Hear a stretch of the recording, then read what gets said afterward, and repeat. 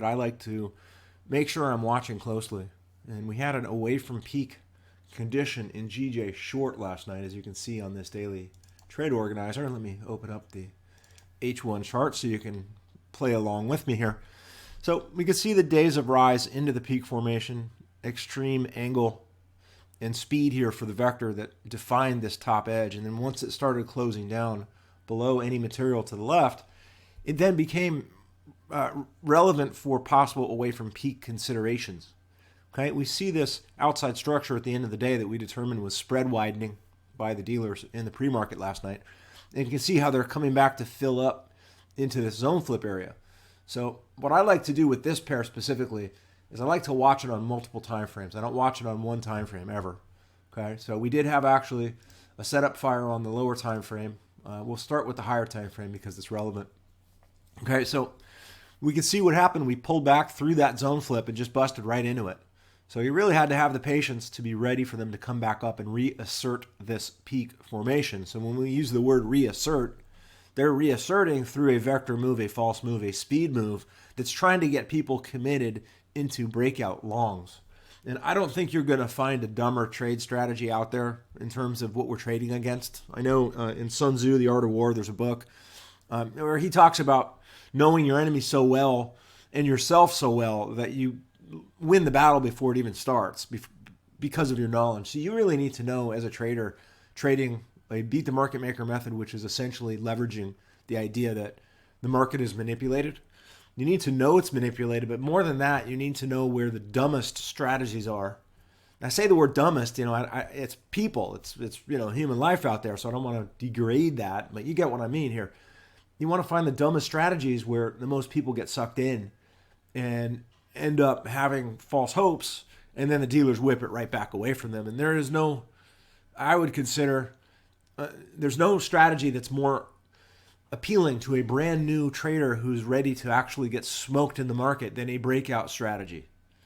They're everywhere. And in fact, I pulled a little bit of junk mail last night. It didn't make it onto this computer, but my full intention was to show you a piece of junk mail that came in and I like to, interestingly, I sign up to all the weird stuff just because I want to see the flow. I want to see what the average retail trader is seeing. So I'll sign up to various FX things, Forex things, and I'll get the junk mail. And in the junk mail, it had breakout session, assured 90% wins. And, it's so appealing. A breakout order is so easy to take from the standpoint of a brand new trader. It's one of those things. And you'll see actual success in breakout trading. That's the other side of it. So anyway, we're looking here at this pullback into this false move, high peak formation in GJ last night. You can see the break of the Asia range. That's a breakout.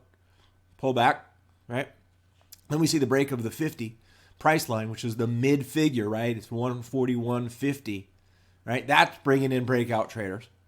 And then you see them not quite get back up to what we had here as our peak reset top edge trap area. So we can posit that we had price blocking in here. And posit is an old world term for presume, right? So we could presume we had price blocking inside here. So there were longs attached to each one of the tops of these pins that were not allowed out because the dealer didn't quite go back that high. And I want to show you a variation of an inverted hammer right here. Okay, nice and big for you. Inverted hammers at high of the day oftentimes allude to M's on the lower time frames or W's on the lower time frames, which is a simple trip for you to make over to the M5 chart and see what happened. So really this could have been a first leg if you were looking at a type 1B, type 1 London pattern. But really you didn't get a first leg until this one up here where we had the closes below the 13 EMA. We've talked about these variations of these London patterns, specifically type 1, which is what our focus is. So tonight is going to be part 3 of London pattern type 1s. We did a deep dive for the last 2 weeks looking at the details of a type 1 London pattern because the thing is solid. Okay, so, and it happens like last night. So we've got the full 13 EMA rules, close above, close below, close above, close below. We have the 13 EMA tap rules for the type 1B, which is close above, tap the 13 EMA, close above, and then close below the 13 EMA. So we have both of those rules kicking. But really, this leg right here was your first leg. And again, I personally, when I'm trading M1 strategies, and I'm looking to trade away from peak, which is usually very lucrative, I see some type of reversal in the lower time frames and it doesn't take out the nearest 50 or 00, I don't take that trade. So if I'm looking to short the M1 chart, certainly on an M1 chart, these two pins are going to show up as an M. And you did, in fact, have a decent move back into the top edge of the Asia range, granted. But for me, I want to see it actually break out of this mid figure, this 50 price point. I want to see it break out of that, and then I have a better chance of a longer move on and away from peak M1 entry. It didn't do that, right? It did give the pullback to the zone flip, top edge of the Asia range, and on up it went, right? But this right here is your identification of the first leg, and I want you to understand how this works from the standpoint of what we talked about last week, which is this idea of developing not only a historical view of a valid signature trade, but essentially a way forward that when you park yourself in front of the screen, you have a very, very simple routine and habits of actions you do that are in a very narrow range. So you could do them almost automatically. So you're not flipping all around, right? And that's obviously when it comes to a type 1 London pattern, it's identifying a confirmed first leg. So last night, December 3rd, right? Still December 3rd here in the Western Hemisphere in the evening. We had a first leg that formed, initially away from peak, right, in GJ, but it went back up into level 3, maintained closes within some areas that give us a price blocking view, and now we're waiting for that second leg to pop up. Okay, so this is the type of thing that dreams are made for, but remember, each one of these is a 5-minute candle, so this thing goes awfully slow. So this entire first leg, 5, 10, 15, 20, 25, 30, 35 minutes back here. And then in order to actually get to the highs, we've got 5, 10, 15, 20, 25, 30, 35 minutes back up to the high. So it's basically an hour and 5 minutes, hour and 10 minutes, give or take, inside here that this is all forming. Then you get the railroad track pattern, and you're starting to engage. I would be engaged on this candle right here. Okay, so again, this is going to be something that you'll have to work out for yourself as to what your routine is in order to get in at just the right point. Notice that 5 minutes before, you're early. 5 minutes after, you're late. Okay, so when you go to the lower time frames, it's more important for you to have a discernible routine. And that routine obviously needs to be proven out by past historical validation. So I want to just get you into that mindset of going to the past, validating it, having your routine, which is dealing with the future, and then getting into that place where all you're doing is focusing on your routine in the moment. And there's no flipping around different time frames. There's no looking at a bunch of other pairs. There's no checkdowns while you're working a type 1 London pattern. There's only the first leg and the second leg, and that's that, right? So this was obviously a pretty nice trade from the standpoint of its follow through. Let's go have a look. I do know GU pulled back up and went up, so I don't think this one followed through all that much. But let's go into the M1 version of this because that's very important as well. And again, whenever I'm looking at my charts personally with 10 screens for charts, 11 screens for charts, and 2 auxiliary screens for looking at stuff that I move around, right? M1s and things I like to stretch out. That's a lot of pairs, right? But actually what I do is I only watch 5 pairs on that many screens. And the reason is that I only watch 1 pair per 2 screens. And I think I've gone through this before where I have a D1 chart, and underneath that D1 chart is a big full screen H1 chart. Okay, and what that does is that allows me to click back and forth from a full screen D1 to an H1 chart, and then I can see these things that I'm going to talk about now. So I want to just set you up for lower time frame M1 trading. You need to have a good amount of screens so you can watch multiple time frames, because if you're stuck on an M1 chart only, you're not going to have the situational awareness necessary to successfully trade. That's just my opinion. Okay, so as we're looking at the daily chart, you can see how GJ was stacking up on this top edge trap here, this D1 peak reset back to the left. Stacking up on it, not really getting past that area, which is great. Then this was where our trade was. I identify our trading day with the green line. I hope that's clear. And as we drop into this, we can see the 15-minute chart did give us, in fact, a fully confirmed. Let me just switch over. GJ on my trading platform. I want to see where this one went. So we have a fully confirmed close below, close above, close below M formation on the 15. We look back, of course, the H1, we already went through that, right? So then we get down to the M1, and this is where the magic happens. At least as far as I'm concerned here. So I'm really liking the fact that we busted through this zone flip, pulled back to it a little bit, and then chopped higher, right? So a lot of breakout trades here. We could say we broke out of the the Mayo. You can see how we broke out of the Mayo, right? Broke out of the top edge of the Asia box, broke out of the 50 price figure, and then did this 1, 2, 3 up, just waiting for the M. Well, you got a little tiny M inside here. It's tough to see. But it really wasn't an M. It wasn't a big fat one. And then you can see the 1, 2, 3 down inside there, and then you can see the 1, 2, 3, 4 up. GJ oftentimes puts in 4s. Understand GJ, the individual personality of GJ. So 1, pull back, 2, chop, 3, pull back, and then 4. Okay, so what we see with this a lot of times is this symphony of threes playing out. I don't think you need to be completely engrossed in that overly once you see all of these pre-shift confluences having played out. You're simply waiting for a move back above the line. In this case, it's the 13 on the M1, and then the close back below to execute your trade.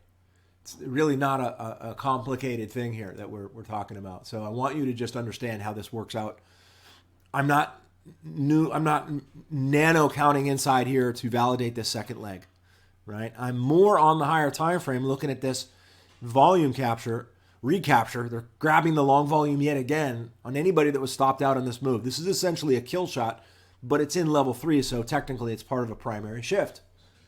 So they basically, and this was a very easy 2-to-1 down into the Mayo top edge of the Asia range. That's where I was done. But let's just consider this, how it continued further here, right? And we'll go on to the chart here. This is obviously how it played out. And again, you can see the type 1 London pattern that confirmed. You have to be ready for them to pull back, and this is going to be the content we go into as we progress in this DMR that we were getting into last week, where you have to be ready either to take the first impulse or wait for the second impulse. And that's a decision you have to make that I hope you make based on hard data. Okay, I hope you make that based on hard data. Okay, now I want to make sure everybody can see my screen. Okay, good. Phew. Someone said, can you show your screen? Oh, you mean I see what you mean. Okay, yeah, let me go onto the forum and just show you where to get this stuff. So when I go onto the forum, essentially what I'm going to show you is what my screens look like, but then at the same time, I can show you actually how to pull down the profile. And you can see exactly how I see it. And I'll go through that again because the way I use the WSM viewer as well is a lot like that, where I use multiple screens because I want to watch multiple time frames.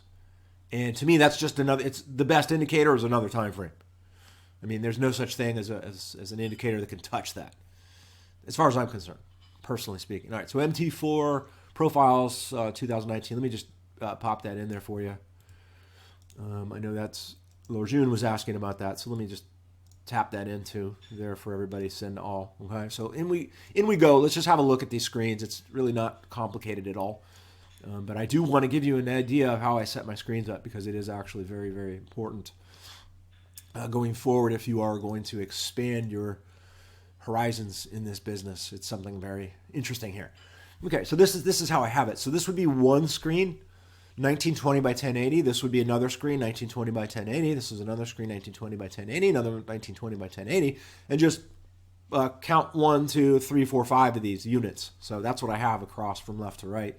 And I've got an H1, very similar to our WSM viewer, right? H1 on the left, M15 on the right. That's how I like to look at things. And then behind that is a D1 chart, right? So behind that, I can click that, and a D1 chart presents itself.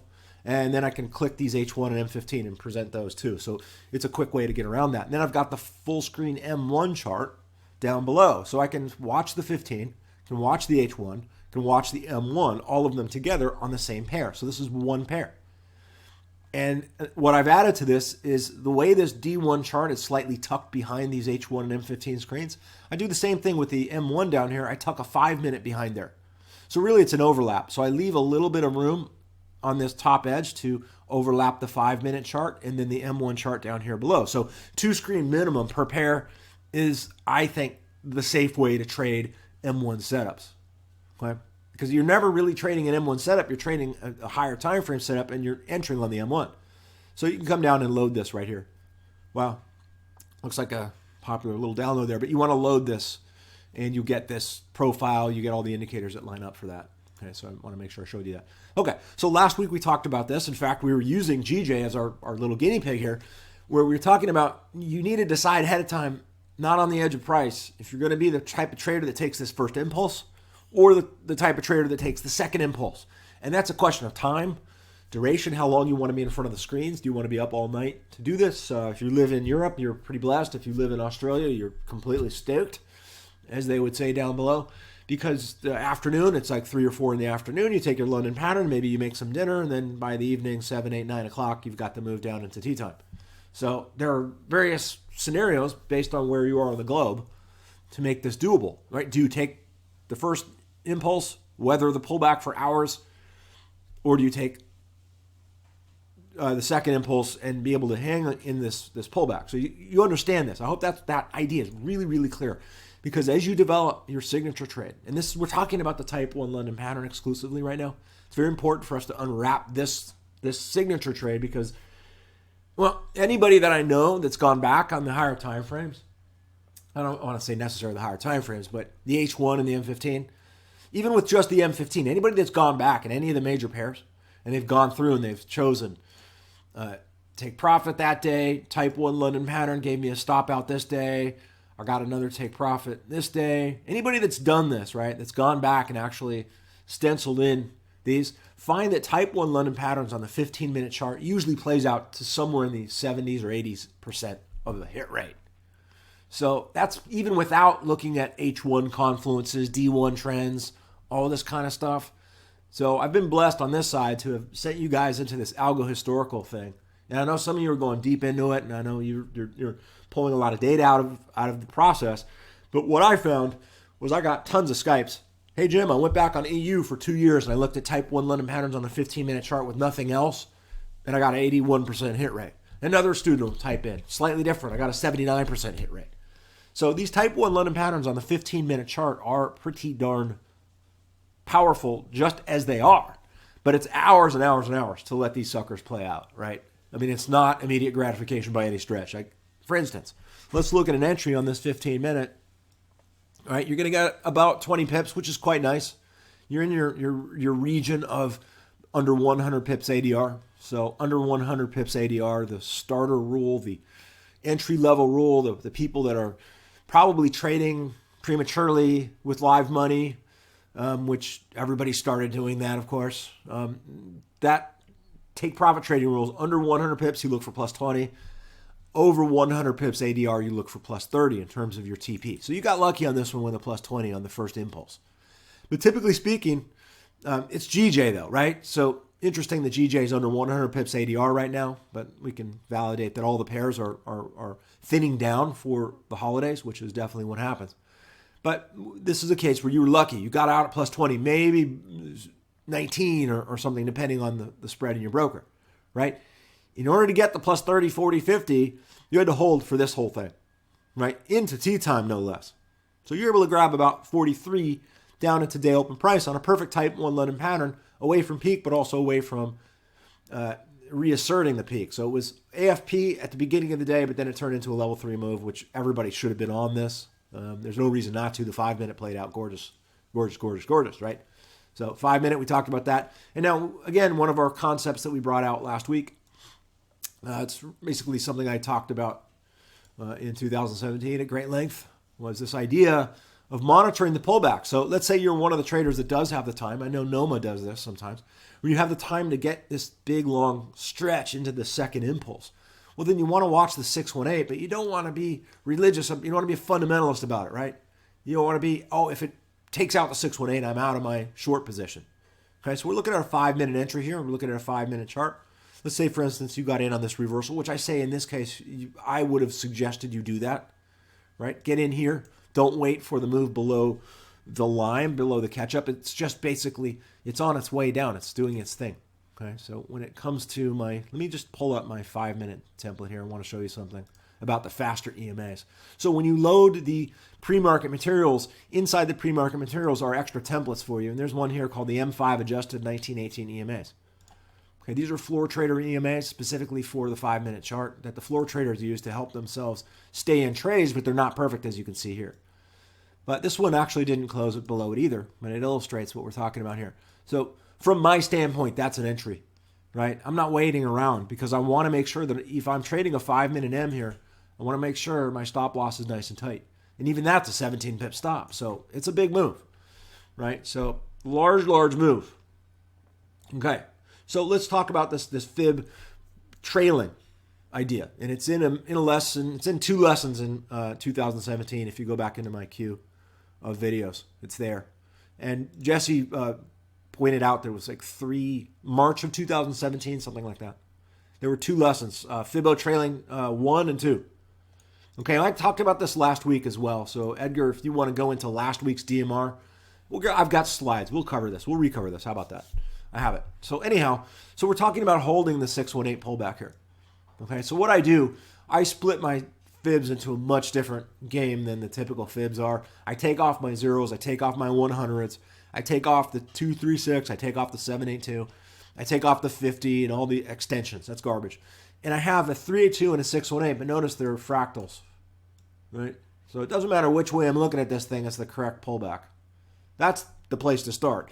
And what I really want you to do is I want you to see this unaided, because I know that anybody can spot where the midline is here. So you know by these 2 lines where the 50 fib is in here. You don't need to see it on your chart, right? Like, do I need to have a line here on that midline? No, I don't. I can see it unaided. After a while, and I do say it's a while, I don't want to say it's right away, but after a while, you don't even need this in order to see that it's holding a 618. In fact, I want to train you to get to that point. It greatly helps, of course, if you're using the WSM viewer to work these types of ideas as well, because what that does is that gives you a sense of proportion. So I want you to develop for yourself this ability to draw this stuff out on the viewer. Okay, so we're at beta, our version 4, beta 3 is out. We decided to do one more beta round. I want to invite anybody that wants version 4 beta to contact me directly on Skype, and I'll give you access to a copy of our beta that we will have before we release the full 4 version of the viewer. But again, I want you to see here, and I'm going to go into the functionality of why this version is important for us into the holidays. For those that want to trade 5-minute type 1 London patterns. It's very important. So anyway, we've got this W formation in UC. This is a 5-minute chart, right? And I just cherry picked this. I didn't really plan this out. But I want to show you something. So as price goes up, remember you're pulling the fib from this low port to the top part. In your mind, you can cut this thing in half. And then in your mind, you can see where that 382 and that 618 is. Right? Something like that. So our type 1 trend maintains the 618, rather in this case it's a 382 pullback. So remember, again, we're drawing from this point to this point. That's going to put the 618 below and the 382 above. So type 1 trend would be this guy. Okay, type 2 trend would hold the 50, right? And then type 3 trend holds the 618. And it might violate it a little bit, might come back through it, and then up. And we have to be ready for that. Okay. So let's see what this thing does. Now remember where these are in your mind. Remember where this point is. Remember it's at the bottom of this candle right here. Just remember that. Then watch it do its thing. Okay, so then we would stretch the fib again. So in your mind you have to do this, and I want you to do this in the viewer because you're going to practice proportions. And it's so easy. It's so easy. So from the low of the day to the mid to the swing, wherever the swing is after the W. So we got the W back here. Okay, now again, I don't need to really draw that midline in here. You can see where the middle is. I can, in my brain, basically put a 382 up here, and I can see this is a type 1 trend. I can see it's holding the 382, right? I don't need all those complicated numbers on that fib to go into this stuff. It's a guide, right? It's not a religion. Sorry. I think all the religions started that way. They were all guides. They never were religions, and they became religions. Anyway, that's another whole topic. But anyway, this thing starts to fly off that 382, right? So that's what I'm talking about. You're using these fib pullbacks to basically determine what type of trend it is. Okay, I hope you can all see that in there. Okay, so again, that's something we'll dive into here in a minute as we deal. But this would be a great example in this GJ last night where we did have the pullback to the 618 and the 50 price point, and you can see it violate it, but come back in, violate it, but come back in, then finally holding it. Okay, so this is an example of a type 3 trend.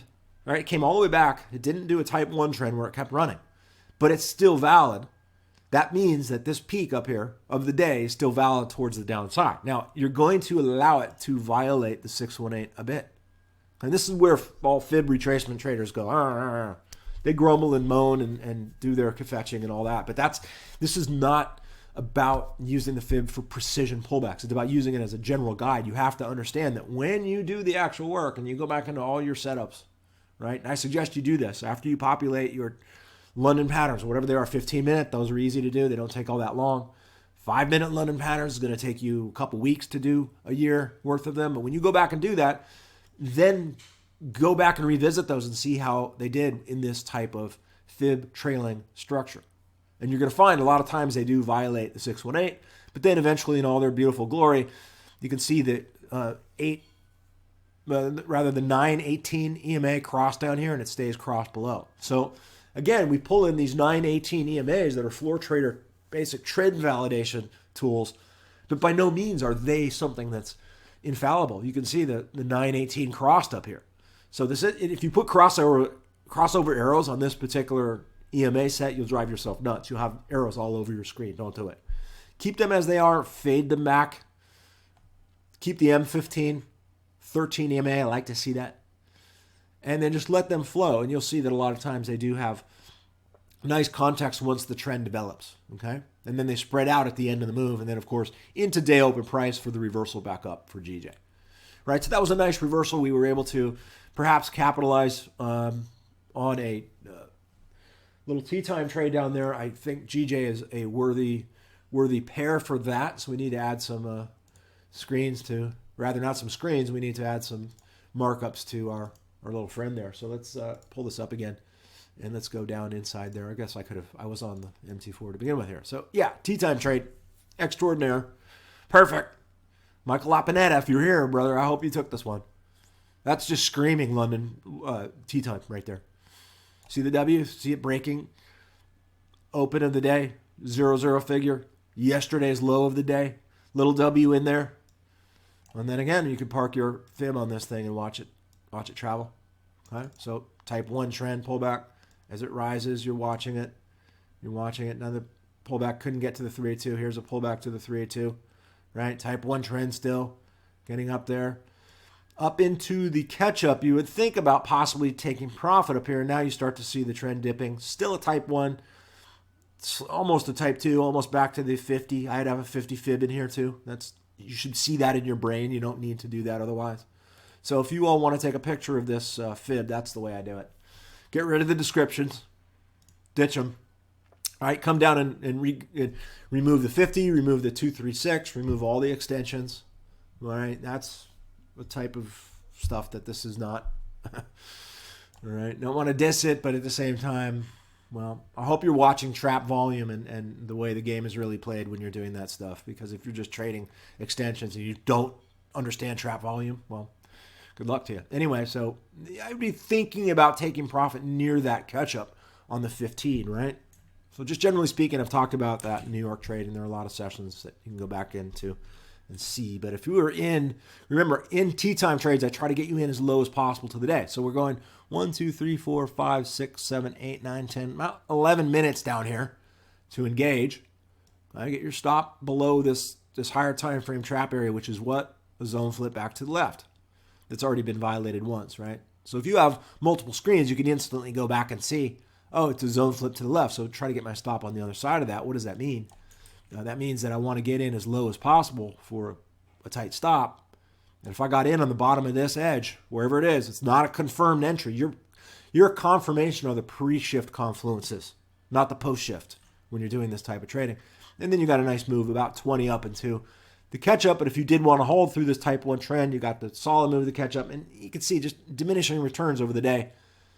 Slightly higher, slightly higher, slightly higher. But then when you get up into these later parts of the day, again, it's still holding the 382, so there's no reason for you not to hold this. But then when you get up into this area, certainly, you're thinking about taking profit on a T-time trade. Let's get the highest point. And now we can see it pulled back all the way to the 618, so it's still a type 3 trend.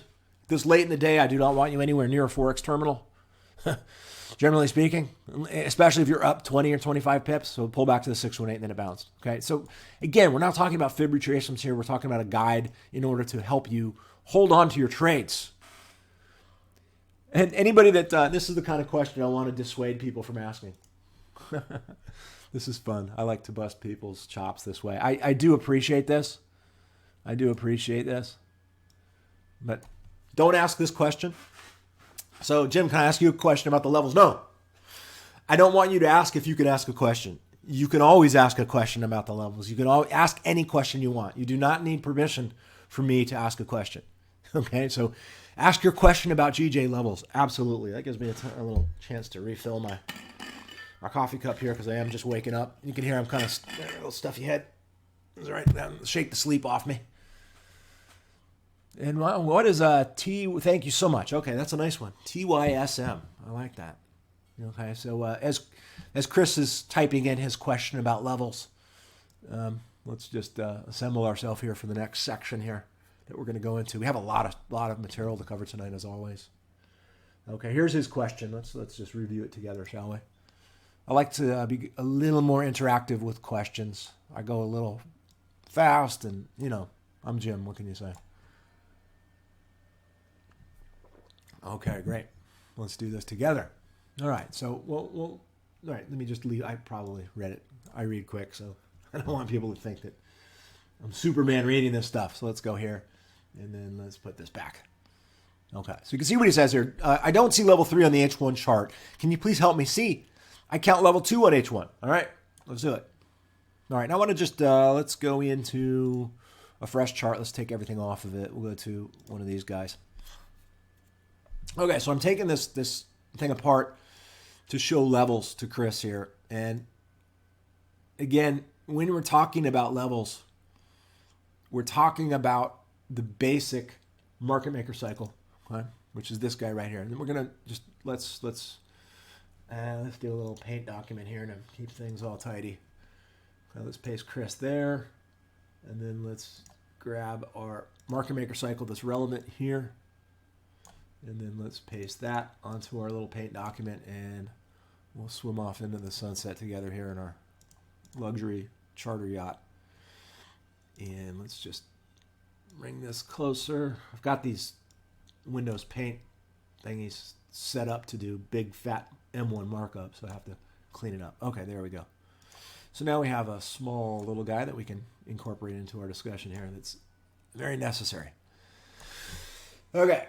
So I don't see level 1 in the H1 chart. Well, that's because what the dealer did here was they did this typical move where they'll create a level 2 and they'll pull all the way back and then take the move higher into 3. So what I want to dissuade you from doing is I want to dissuade you from approaching levels from a literalist mindset. I want you to start seeing it from certain milestones.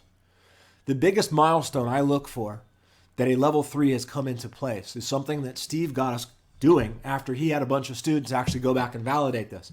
And that is H1 TDI extremes. See the H1 TDI extremes down here? See that M formation inside of TDI extremes? That's your first notification that a peak formation is in. That's solid. That's really great. The other one that I look for is I look for 3 times ADR. And that's an indicator that we have, should be on your H1 chart, 277. Right? So I can measure this 277 from the bottom edge of this move into this top edge, and I'm 254. So I'm close to it. Now, the problem that happens is sometimes this 3 times ADR does move around. So what I do in my markups is I plot that thing out in front of price sometimes. Okay, so let's just go back and have a relook at how we went about walking this thing up, because it's actually very important for you to understand that. And let's go into this folder and see. So this was my view of this last, what do we got here? That's Monday, Tuesday. So when we were in Tuesday last week, this is what I was looking at. So we were not at an H1 TDI extreme. We were nowhere near our 3 times ADR condition, but notice our 3 times ADR was a bit less. It was at 274 last week. So I popped out a level 3 projection, had the blue box out there, which is essentially a 3 times ADR condition. I had this D1 peak reset back to the left as well. So I do a lot of work when it comes to these higher time frames. I'm looking at high volume trap areas. And again, you'll see it on these H1 charts. I've got it drawn in here. So I guess the quick answer for you, Chris, is follow my pre-markets. I don't see level 3. Well, you will because I gave this to you last week on Tuesday, right? So your template would have had this last week on Tuesday. You would have been able to follow this thing up, all right? But that's, pardon me, basically a non sequitur at this point. We don't need to rub that in, but this is the type of thing I'm looking for. I'm looking for a single move, all right? Now let's go back into our little guinea pig here. I'm looking for this type of thing to develop to give me a sense I'm in level 3. Again, check out the extremes of TDI and almost 3 times ADR up there. M formation comes back, stays up there, stays up there. Look at this chop back and forth. See that chop back and forth? And then the big shift down. Right? I'm in level 3 here. Now I've moved into level 1, potentially. Okay? So again, I want to just also drill this idea in here. Okay? Can you see the similarity between these two? I know they're not exact. Right? So this is, again, something that's going to be a seasoning touch. It's experience. It's just being present long enough. Whoops, I want to stretch this little bad boy down. Let me see if I can do it here. Let's see if I can do this. All right, so yeah, it looks a little bit more like that. Now, notice it's not a completely clear exactly 1, exactly 2, but you get the idea. All right, you get the idea. It's in line with it. So that, to me, is the most important part. Those are the most important parts of the market maker cycle. Right, extremes of TDI in proximity to 3 times ADR and these D1 trap areas. So let's again go back to the D1 chart. And this was the stuff we were looking at back to the left. A little esoteric for some, but that's a peak reset back to the left, a big fat D1 zone flip back to the left. We never got to it, but we got to the peak reset. It's very, very clear. So to me, it was a slam dunk L3. I don't see how you'd see this as a level 2 at any stretch. Again, it's been chopping sideways. This is a 4-hour chart, sideways for the longest time. Okay? All right, good, Chris. Yeah, you got to stay out of the literal thing. Again, it's part of it, but you're going to face that with the type 1 London patterns on the 15-minute chart by trade those. All right, so good question. Glad we covered it. There were a bunch of other trade setups that played out last night. Let's go through one more. M1. Again, sorry about the stuffy head. I get this sometimes when I wake up. I like sleeping with dogs, and sometimes they're furry, and maybe I have an allergy, but I don't care. My mom says, you have allergies to pets. What are you doing? I don't care.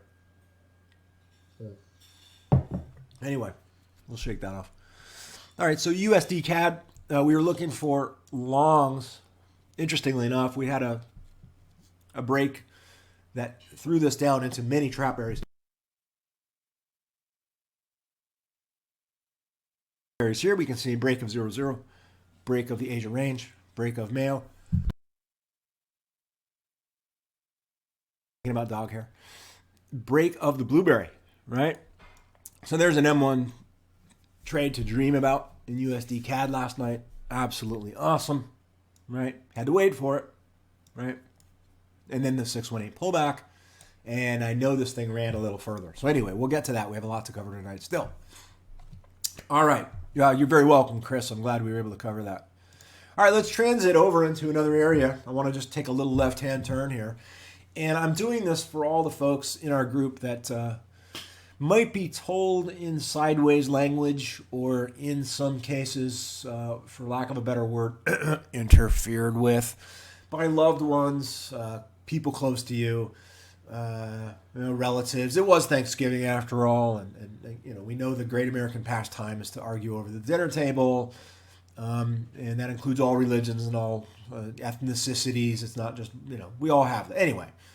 So if someone says to you, well, this trading thing, it sounds great, but, you might want to get into something real, that's not, I don't know if it's for you. You know what people say. And we've all been through it, and especially if you're deciding that, what, I want to go back and validate my stuff, really nail down my win-loss ratio on my trades. And if I want to go do this process, and you're trading other people's money, cough, cough, right? You want to go back and work your seemingly decent signature trade. into a more proficient high win rate signature trade by going back and adding in all these filters that you are adding in, D1 trend, only AFP, things like that. And you all of a sudden stop trading someone else's money. What will end up happening is, what are you doing, man? Are you still, what happened? Why aren't you trading? And that's one of the weird ones that hits you if you ever do OPM. It's really bizarre.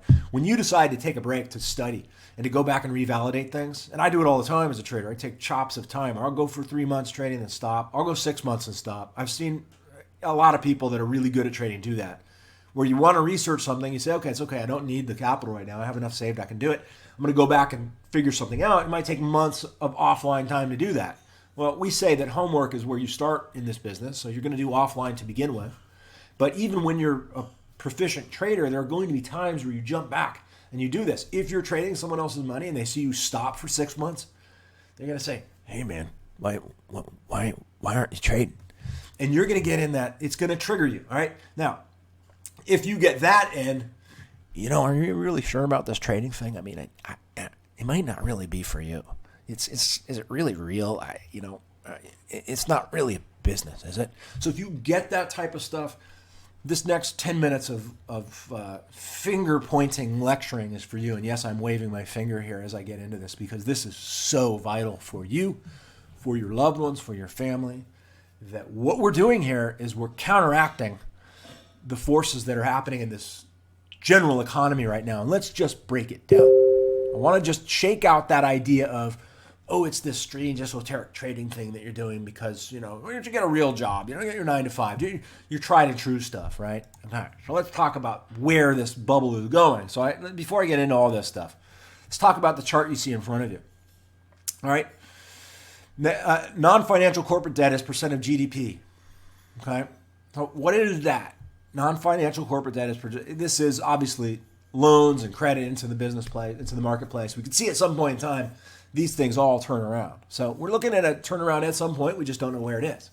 And this is essentially credit. Okay, so this credit is going somewhere. These are loans. This is basically the bank spewing out, yeah, go ahead and borrow money and pay us back. Right? We know that the interest rate for US dollar is 1.75% right now, but is that your interest rate for borrowing US dollars? I don't think so. All right, so we're going into this with a very clear intention in mind, is that we want to shake out this idea that by engaging in trading as a business and counteracting this, well, you haven't even seen what we're counteracting yet. So let's talk about what we're counteracting through trading first, and then we can have that discussion. But generally speaking, U.S. household wealth becomes more concentrated among the top 10%, bottom 90%. So we're going back into 2005 or so, right? Wherever this credit is going, it's certainly not going to the bottom 90%. It's going to the top 10%. Okay, so we've already got so what I'm going to describe for you is the distortions in our economy that are macro. And from that, you can gather that trading is probably a pretty darn good way to counteract this. Okay? Because you're essentially grabbing onto what these guys are grabbing onto. Remember, all this credit that's going in, that's helping make this year be $5.6 trillion and 3 years ago be 4-point-something trillion dollars in the US dollar per day traded in the Forex market. So this direct evidence, okay? So we're talking about actual empirical evidence here, okay? Updated. Remember what this used to be? 4.5 trillion. What was the old amount? 4.57. New amount is 5.8, right? So that number right there from 3 years ago, from 2016 and 2019, is this line. Same thing. More dollars being thrown into the system. But guess what? They're not going to the bottom 90%. Sorry, they're not. And if we look at debt, though the debt will go to you, but the credit goes to the top 10%, right? Look at this number, right? So total debt, what is the old statement? Corporate welfare and debt to those below. So, I mean, it's bent, guys. It's really bent. Anyhow, I want you to this is what you do to attenuate that little nagging voice in the back of your head. Says, man, I want to get rid of this trading stuff. It's not really real. Go get a real job. Well, you can go get a real job, but you're going to get, on some level, you should keep trading in addition to the real job, but you're going to have this bearing down on you. It's the nature of things. And how you're going to start to see this thing manifest, Chicago solvencies. I mean, this is real, guys. This is should scare the crap out of you. All right? These are teachers, municipal, police. If you're a policeman in Chicago and you have a pension ahead 10 or 20 years, just know that that city pension is only 24% funded. Okay? That's a function of what's going on back here. All right? You're a fireman, you're even worse. So, hey, this is really ironic because Steve started as a fireman and worked his way out as a fireman, in part self-trading his pension money, right? Or his whatever his retirement fund was. They allowed the fireman to trade that stuff, and he was able to do that. He basically took his little pension and stuck it into the system that the big boys use. Right? That's where I'm trying to get you. You can go scrape your way through a menial, straight up living and do okay, but if you're just doing that, you're down here on this low curve. You're not participating in this. Okay? So as we work our way further, let's go into one of the first vector events, or one of these things that could blow out anybody is a health emergency, right? This stuff you get popped by this, you're instantly shot in terms of the economic survival. Okay, so CPI, we're going 20%. I mean, the inflation numbers in healthcare are masked. It's not something you're going to find, but we have to go back to the Bureau of Labor Statistics pre-2006 to see an accurate portrayal of medical costs. Okay, these are cranking up. That's a real number there. That's a real glide slope or ascent slope or an escape velocity curve, right? Compared to core inflation. Okay, so they give us a figure of inflation. Guess what? That's not even coming close to what medical is. So not only are they stepping on our ability to participate in this everything bubble, I don't want to say they because it's not really they. This is this is what naturally happens to economies when they close down. It happened in pre-1929 as well. Almost the identical thing. This curve right here was very similar, where all of the speculative capital went to the wealthy, and the bottom at 90% were basically in massive deflation. But anyway, this just to show you, this has maintained itself right through 2019, this upward rest. So just in your mind, in your imagination, just stretch that thing straight out. Stretch CPI out. I don't know what CPI is compared to what it was in these late 90s, 2000s, but this is the reality of what's happening here. The prices of medical are just off the chart. All right, literally. So at some point in time, you have to realize that good things come to those who get things done. And this isn't about fairy tales. This isn't about wishful thinking. This isn't about, superstition, right? Once you fill out one of these babies and you have this stuff hard-coded and you can see your curve. Let me show you a curve. I'll show you. I got some curves to show you, baby. Let me show you a curve. I got a curve for you. And again, we're not in the business of spoon feeding. Right? I don't want to spoon feed anybody here. But this is a curve.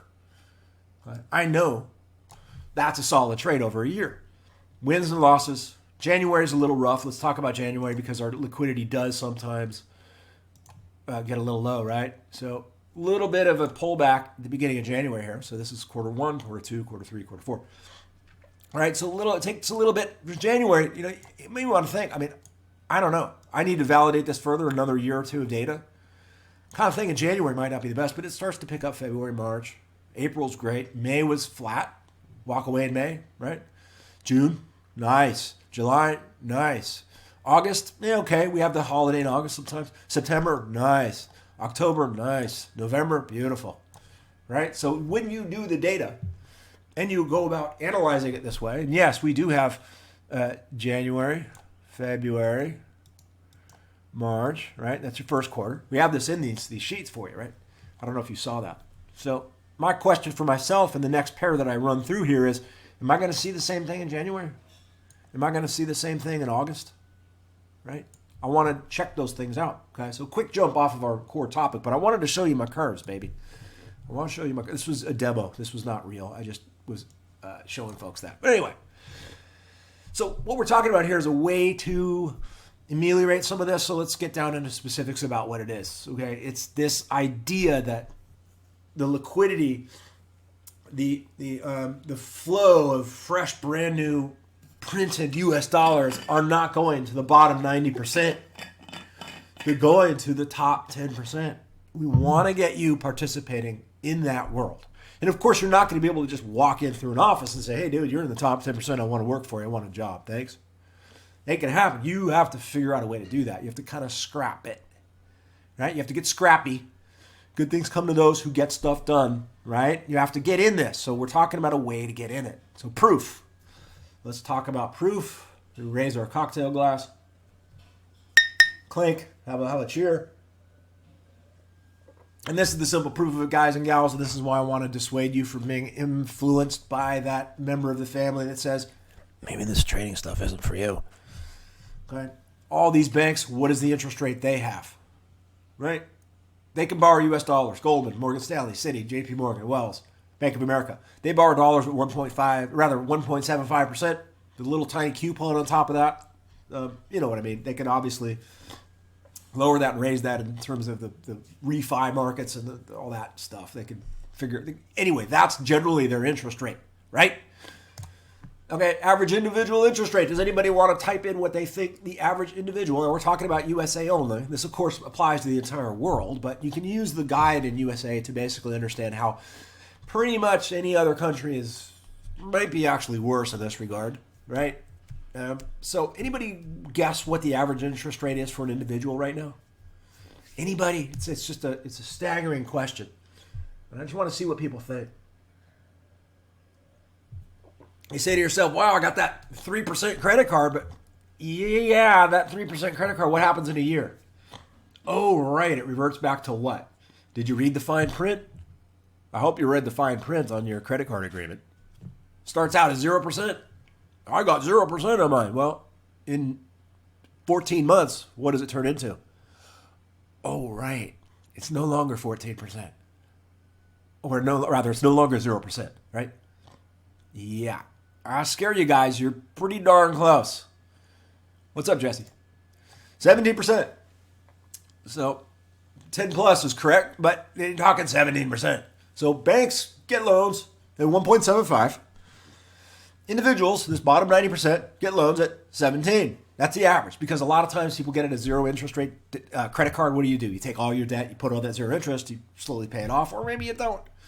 You start getting more crap at Black Friday, and you begin to accumulate debt, and you say, all right, well, then you get past these little grace periods. Remember, they'll always get you in on low interest rates. They did this in the housing market. They did it all. It's just the game, man. Low interest rate to start, and the fine print, it'll go up after a certain period of time, and you might not have even read that. So the average rate for U.S. citizens right now is 17%, which is pretty insane. So 17 minus 1.75 in my calculator says a 15.25% VIG. And a VIG is the name given to, in a gambling casino, it's what you pay to actually play, right? It's your pay-to-play spread.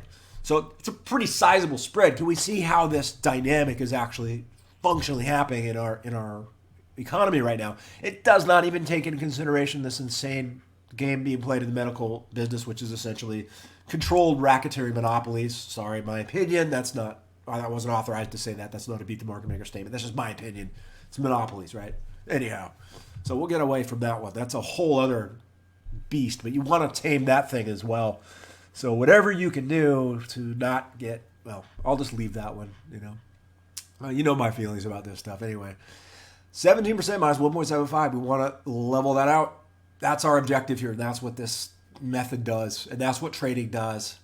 Is it gives you a bridge back into that higher, well, in this case, lower interest rate, right? Or higher gating potential. You bring this number up by doing this, okay? So, and that's obviously as you progress as a trader, as those around you progress as a trader, and the thing bleeds out into however you spend your lovely capital, that bleeds out into that economy as well. So we're this very, very, very small little thing down here that's doing its job to ameliorate this nasty dynamic.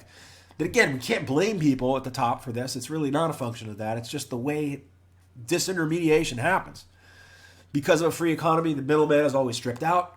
And a lot of times that middleman, when it comes to Amazon and things like that, well, that middleman is your neighborhood local store, right? It's your local business. So that all gets stripped out by this dynamic that happens. So we're essentially in the amelioration business or restoration business or bring the ladder in business to get us back somehow towards this, okay? To play along with these guys, to turn this little guy up. All right, so again, medical care, this one's a big one. The price of medical care has gone up, in some cases, 10 times in the last 5 or 10 years, right? 60s or 70s, you can give birth to a child for about $1,000. Now it's 10 grand, right? So we have a massively warped out economy when it comes to medical. So you have to do what you can to stay healthy ahead of time, right? You don't want to ever get sucked into the synthetic system, because once you get that first synthetic, it leads to the next, it leads to the next, it leads to the next. So find the best natural ways to cure things, do things, understanding that there are laws in place that allow, there are laws in place that mean that no one can say that this substance cures something, right? So we don't really have freedom of speech. But anyway, that's a whole other topic, but I got to put it out there because part of this idea of ameliorating this bent, almost gambling for casino structure is also making sure your medical costs are down for you, yourself, and your family. Make sure you're on natural stuff. And there's a lot of very powerful natural stuff. Again, there's natural stuff that do things like, well, personal experience, break blood clots. But they cannot be advertised for that, so you will never hear of that. Okay? So anyhow, we'll move ourselves along here. The ameliorating principle in this case is the London pattern. And we're going to talk about this further. It's very important for us to get our brains around this, okay? So, London pattern. So let's go into, we're going to take it from last week. All right, we're going to take it from last week. And again, I don't want to leave this entirely before we have full comments and stuff. Let me see. Yeah, insurance is another one. Okay, so insurance, let's just put that one in there. Man, the insurance scam is, see, what you have is you have a buildup. Right, this is everything, Bo, because it's funding this corporate debt, right, heavily. These companies can invest in middlemen. So where are the middlemen in our economy right now being placed? In the service of insurance for medical care. So you have essentially a large group of employed people in the last year, 2 years, 3 years, 4 years that are nothing but middlemen in the medical industry. They don't actually do any service to help somebody. All they're doing is helping push the paper around. So that's the other thing that's happening in this thing. So your costs are expanding, but your services aren't necessarily getting better. Well, the numbers in the U.S. are garbage compared to the rest of the world. That's a whole other discussion, but we can have that. But the insurance part is another angle of it. I'm glad you brought that up, Ghislaine, because insurance itself in the medical industry has also done this same curve. And a predominant amount, like when you see the job growth, we say, oh, numbers went up, we got more people employed. Well, a lot of those go to the medical sector, and a lot of those are middlemen inside here that offer not a single minute of service to a person. They're just middlemaning the paper. Okay? Hit me close. If you want any information about what I just said, hit me on Skype direct. I don't want to talk publicly about this thing, because I bring up these natural things. I will absolutely tell you there are laws in the books from the 1930s to the 1940s that if you advertise a certain natural substance for being able to cure XYZ, you will be arrested and shut down. You can't do that. And that law went way back to the 40s. Okay, so when we talk about certain substances that do things that most people, here's the quick trick you can do is look at the medication that the doctor's asking you to take and look at all the natural things that counteract it, that you shouldn't take while you're taking the synthetics. On that list are going to be the things that actually do the thing the synthetic is trying to do. And in some cases, the synthetic is better at doing it. And you should be talking to your doctor. He's the one or she's the one that has the authority at this point, not some guy on the internet that's saying this stuff, right? So consult your doctor.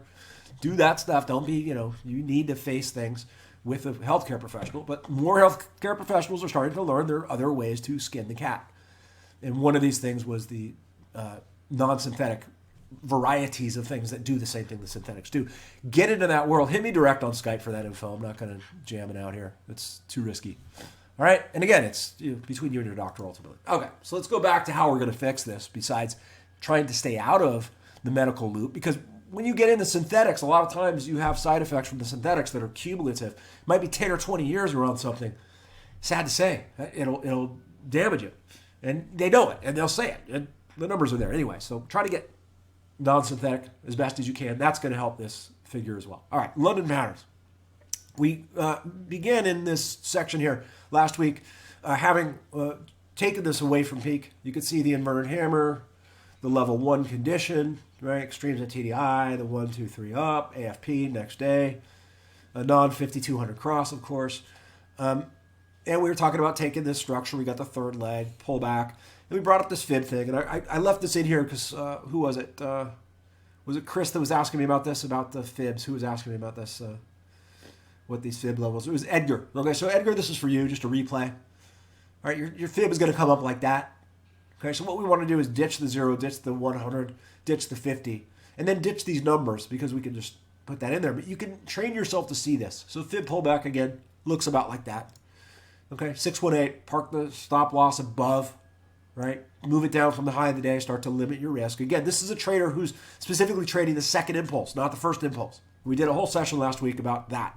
So this session has to mix in with last week and the week before. It's one continuous little flood of data. All right, we had Ambrose talk about the 618. He closed it out. And then we talked about the fact there was a 0-0 in proximity to that. So that 0-0, he should have been able to weather the pullback to the 0-0 because they'll oftentimes do this to try to suck in capital that's above the 0-0 and then trap those traders and run it down. Okay? Yeah, I would watch this one last week, Edgar. But this gives you the idea, right? General idea. So price is expected to hold generally that 618 to validate that it's going to still drop. Does it hold it? Okay, it pulls back to it. You can see off to the right where we have this, right? You can see this move off to the right. Does it hold it? Does it hold it? Yeah, it does. It gives you an inverted hammer and then dumps down. Okay, so a little group participation here, my favorite part. Let's get into this. So that we just jumped to a 5-minute chart, same setup, right? So top edge, type 1 London pattern, leg 1, close below, close above, close below, leg 2. Third leg, close above, close below, leg 3. So 3 legs of a type 1 London pattern into the first push down, pull back to the 618, just inside of it, and then it's rolling over. All right, question for you. I'm going to weather this pullback if, fill in the rest. Why would you weather this pullback? And it's a broad question. Okay, so let's say you took this 5-minute entry up here. Beautiful 5-minute entry. You weathered the first impulse. You weathered the pullback. I'm going to weather this whole thing. I'm going to wait for this if what? Why would you weather this pullback? And what is your basis for weathering it? I want to ask this question because I'm going to train your brain. It's going to take us a while, but we'll be here for a while. I don't mind. I've got time. I mean, in terms of not tonight, but in terms of the weeks, months ahead. All right? I'm going to train your brain that you're starting to look at answers to these questions in the wrong place. And this is why the homework is so important. And this is why historical dives, like an algo deep dive, is so important to loop through. Go back into win rates. Go back into how all this stuff transpired. Holds the DLP, holds day open price. That's a nice one. So Michael says holds day open price. I like that one. I'll be looking at the higher time frame, Demetrius says. Yep. If it holds the zone flip, I can see, yeah, there's a zone flip right in here. We can trace right across and see a zone flip. Okay. DLP, multi-traps, 618 Fibo, higher time frame confluence. Okay, nice one, Jess. Okay. If I have the time. That's a great answer. Whether the pullback, answer if I have the time. Now you're talking. See, that's the answer. I was looking for that type of answer. Oh my God. I didn't think I was going to have any of you say it. You have to know ahead of time what is the percentage of trades that give a type 1 London pattern to play out that run to the second impulse. I got to know this stuff, right? The only way you can know that is you got to go back and do this kind of deep dive. 48 wins, 19 stop outs, 4 stop loss to break evens, all the way into what? First or second impulse? That's the question. Did you do this in just the first impulse or did you do it to the second impulse? So you have to, for yourself, make that determination. Do I have the time to hold for this long duration to possibly get the move down for the second impulse? And if I do, I want to backtest my London patterns with that in mind. If I'm only a, 3 or 4 hour a night trader, then I want to grab the first impulse and I don't have the time, then I'm not going to weather the pullback. I'm going to take profit on this first impulse. Very important to determine that for yourself. If you have algo looped it, optimized it, and have a good sized data set showing your expected statistics with your specific signature trade, you've done the work, right? If you've done the work, then it makes sense to weather the pullback, right? So, silly rabbit, tricks are for kids. I date myself with this, but that's just obviously pure sugar cereal there that a lot of us consumed as tykes. But I'm relating this to trading where we're all looking for a little trick, right? We're looking for, it held the open price. That's good. I understand that. It held the 618. Yeah, it did that. You're looking for these little tricks. Now, those are okay, but they need to be backed up with bigger tricks. They need to be backed up with hardcore data that you're able to see. Perhaps an improved signature trade from a previously decent signature trade, that type of thing, right? You've got to know where this stuff is. All right. So anyway, confluences are for adult traders, right? There is no such thing as trading tricks for long-term profitable traders. I actually set up here confluences. I stated that incorrectly, but it doesn't matter. You get the idea. Confluences add up to become a large picture, but there are no such things as little tricks. Okay? And the whole idea of trading education is this very, very difficult task on my side to not get you. I want to get your hand out of the tricks box of cereal, right? Put that down. Get out, your shredded wheat and goat's milk or whatnot, right? Get rid of the garbage and get the real stuff. The real stuff is the whole picture combined. The biggest question being, do I have the time to hold for it? That's such a big question. It's very important that you said that, right? Only marketers push tricks for trading. Okay, so if your system tonight when you're trading, there's a couple tricks.